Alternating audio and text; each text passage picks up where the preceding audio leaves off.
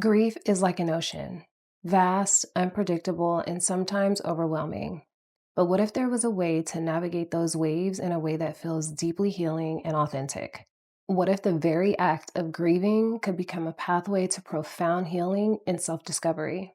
As a mother who lost my 2.5-month-old baby boy, I have a very real, raw, and deeply beautiful relationship with grief. Today, we're diving into grief and loss through a holistic lens, where spirituality, introspection, and tangible support intersect to help you through your journey. Whether you've recently lost someone, something, or supporting a loved one through loss, this video is for you. So stick around because what I share with you may completely shift how you approach grief. Hello, beautiful soul. I am Tiana Capri, a certified birth and death doula / planner, an introspective and transpersonal hypnotherapist, and a holistic healer, all rolled into one, making me a companion and guide for the most transformative and sacred experiences of your life. On this channel, we explore life's most real and profound transitions and how to navigate them with honest intention and grace.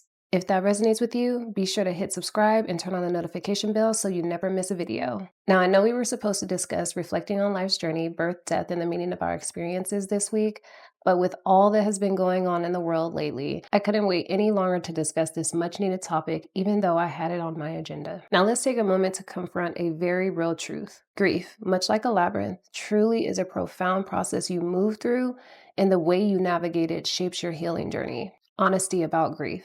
So let's talk about honesty. Grief is messy, unpredictable, nonlinear, and deeply personal. There's no right or wrong way to grieve. However, the pressure to be strong or move on can really make us feel like we're failing at healing, which ultimately takes the human out of being. And I'm not going to sugarcoat it for you. Giving yourself permission to fully and authentically feel, whether that's sadness, anger, or even joy, is the first step towards healing. As a death doula, I've witnessed how holding space for raw emotions can transform the grieving process. If you're currently in your grief journey, have you allowed yourself to fully feel and experience your grief? Or are you carrying the weight of society's expectations? Now let's briefly touch on the stages of grief.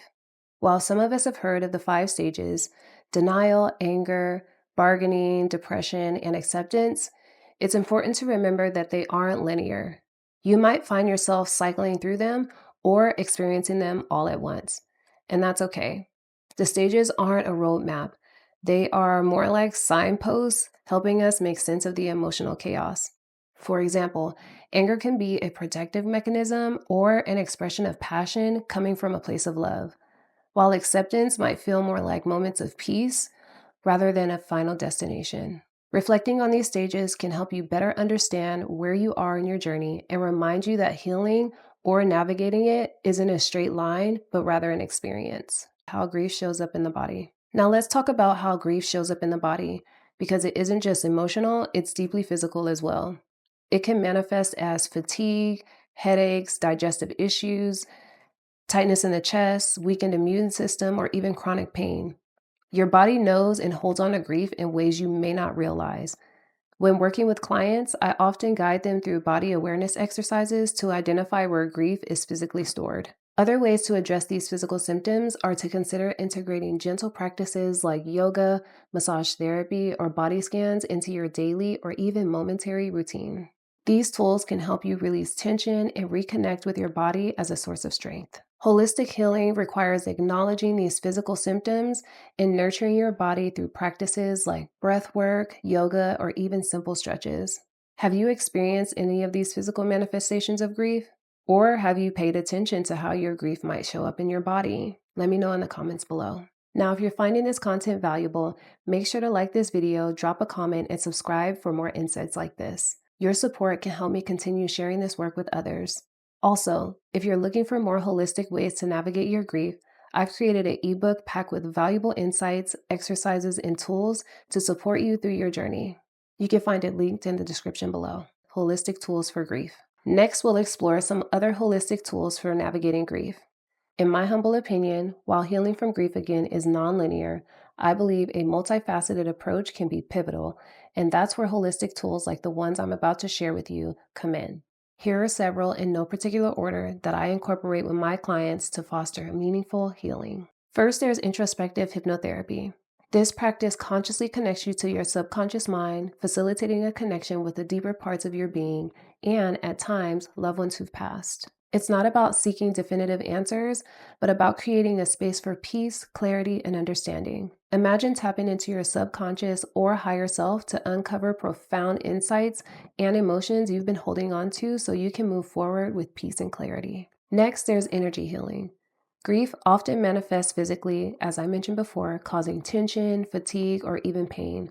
Modalities like acupuncture, acupressure, Reiki, or chakra balancing are powerful tools to release blocked or stagnant energy, restoring harmony to your body and your mind. Then we have mindful breath work. Learning to breathe deeply and intentionally can help regulate your nervous system and create moments of calm amidst emotional turbulence. Guided breathwork sessions are especially effective in processing and releasing difficult emotions. There's also rituals and memory making. Engaging in personal rituals like lighting candles, creating altars, or writing letters to your loved one offer a tangible way to honor their memory.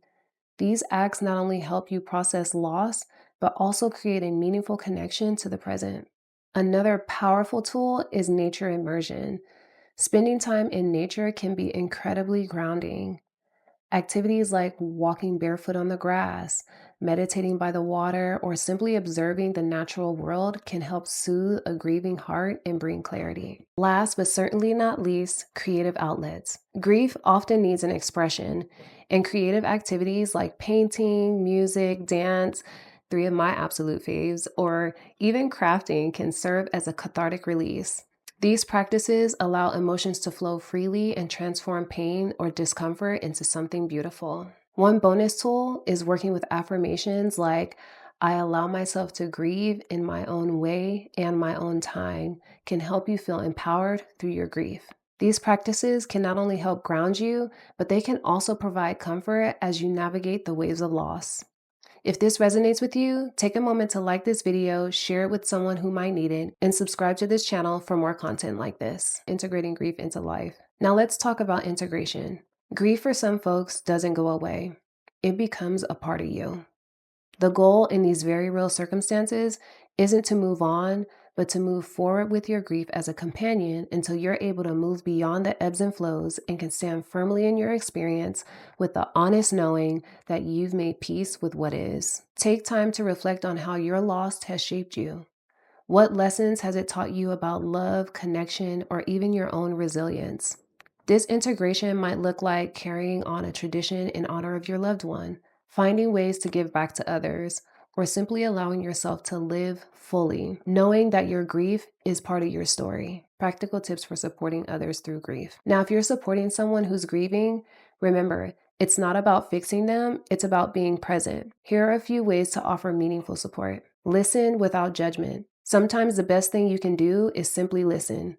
Avoid offering cliches like, time will heal all wounds. Instead, say something like, I'm here whenever you need. Show up just to show up. Grief can be very isolating because they're the only one experiencing what they're experiencing. When I lost my son, I literally felt like no one could help me, and I was right, to the point where I contemplated my own life. But believe it or not, it was my fur babies at the time and the thought of abandoning my firstborn son that kept me going. Peaceful, comforting, non-judgmental presence is sometimes the most powerful when someone is grieving. Step in where you see there's need. Cooking meals, assisting with errands, or even helping organize a memorial can ease their burden. Provide a safe space for expression. Grief can come out in unexpected ways. Tears, anger, or silence. Let them know it's okay to express their raw emotions without fear of judgment. And I cannot express the non-judgmental aspect enough. Grief can cause a mental breakdown, but it doesn't always mean mentally incapable or incoherent. Remember the long term.